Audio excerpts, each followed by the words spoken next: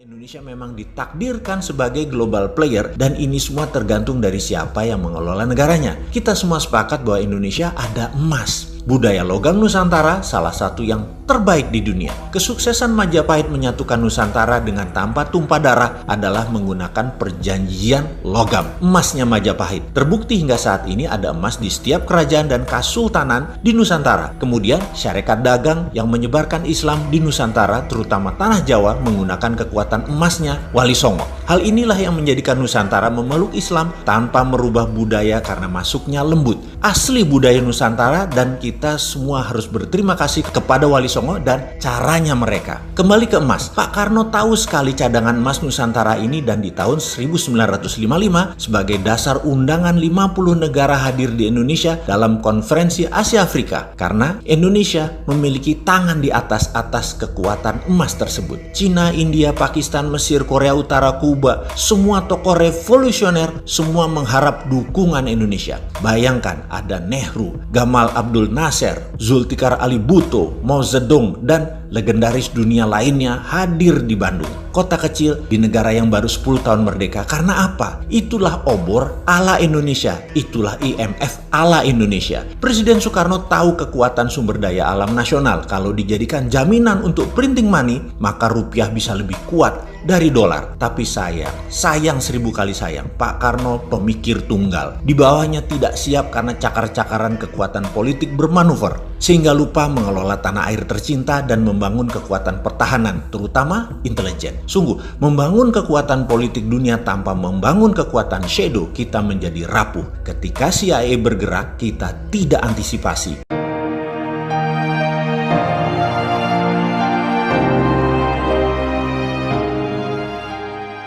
Saya teringat pelajaran dulu sewaktu di kampus di negeri seberang. Di hari pertama pelajaran sejarah Amerika 101, sang dosen bercerita, J.P. Kuhn adalah pemimpin ekspedisi pelayaran bisnis pertama yang menggunakan saham sebagai pembiayaan ekspedisi timur jauh untuk mendapatkan biji pala atau nutmeg. Sehingga bertemu atau bertempur di pulau kecil yang dikuasai Inggris yang bernama Pulau Run di wilayah Ternate Tidore. Sehingga akhirnya terjadi tukar guling atau dalam bahasa bisnis yang terkenal adalah namanya swap share. Inilah deal pertama pertukaran wilayah Pulau Run milik Inggris ditukar dengan New Amsterdam di Amerika. New Amsterdam di pulau itu kemudian hari dikenal dengan nama barunya hingga sekarang dengan nama New York. Jadi kalau tidak ada Pulau Run penghasil biji pala, maka New York dan New Frontier Inggris bernama Amerika tidak akan pernah seperti sekarang ini. Kembali ke kapitalisme modern. Perjalanan Jan Pieter Sun Koen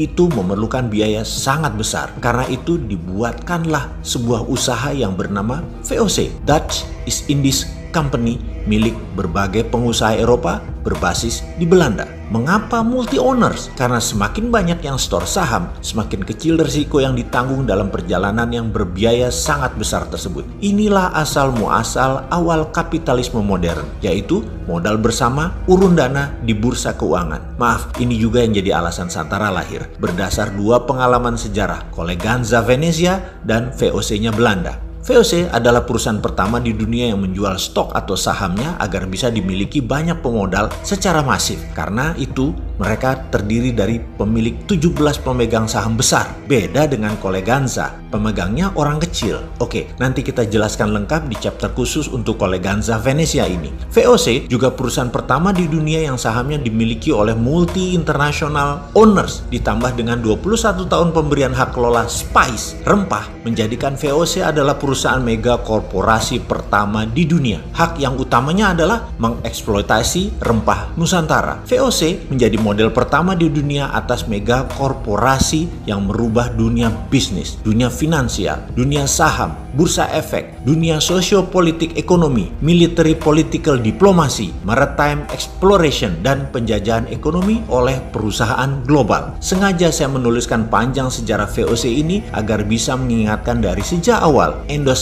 ini berdiri. Negara kepulauan terbesar di dunia ini adalah ditakdirkan sebagai global player. Banyak peristiwa besar yang membuat dunia seperti sekarang ini dilahirkan dan besar karena Indonesia. Juga mengingatkan bahwa Indonesia itu dijajah oleh VOC loh ya, dieksploitir secara ekonomi sumber daya alamnya. Kekuatan militer Hindia Belanda di setiap wilayah VOC yang membayar overheadnya bukan pemerintah kerajaan Belanda, tetapi swasta, yaitu VOC itu sendiri. Korporasi membayar power itu biasa. Lalu yang dibayar tadi juga tahu diri, yaitu agar langgeng VOC di negara jajahan sumber daya alam dan manusianya sampai habis, maka wilayah itu dilindungi dengan ketat oleh tentara. Samalah dengan Tiongkok, negaranya melindungi bisnisnya di negara lain. Pemerintah Amerika melindungi swastanya di Timur Tengah dan di seluruh dunia dengan 800 pangkalan, mulai dari pangkalan militer fisik yang terlihat hingga safe house. Mudah-mudahan pelajaran beginian bukan menyindir ketika ada pejabat miring ke salah satu karena dia tidak paham geostrategi negara lain.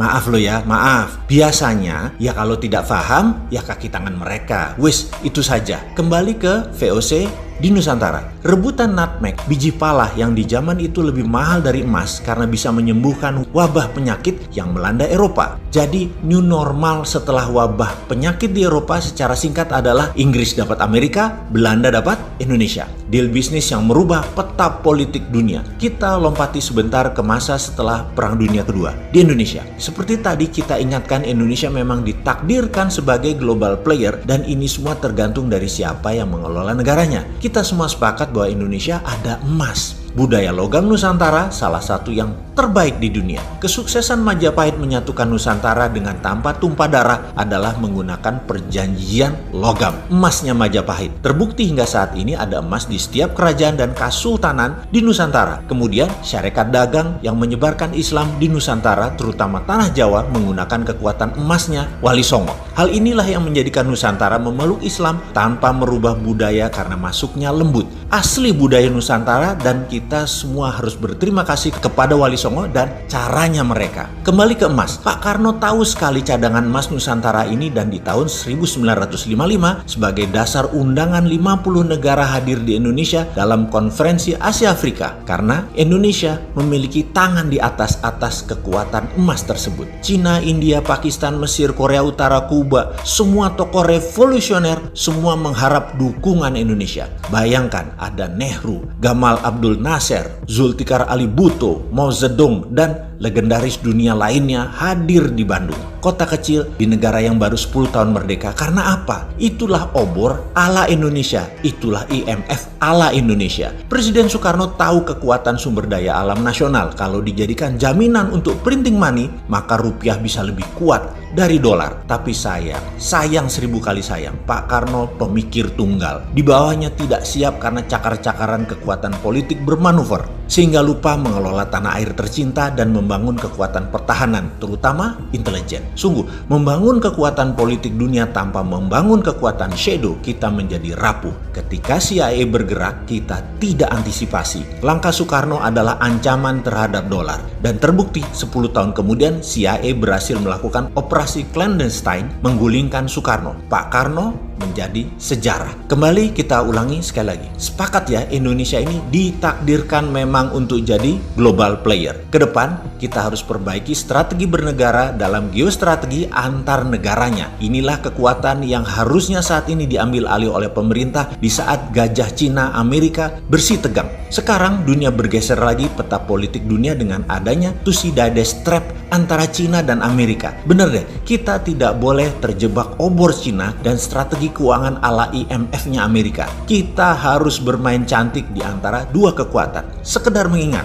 jangan miring ke Amerika, jangan miring ke Cina. Gunakan hati ke depannya di dalam berbangsa dan bernegara. Sungguh, gunakan lebih dari satu hati di dalam mengelola negara. Hati-hati.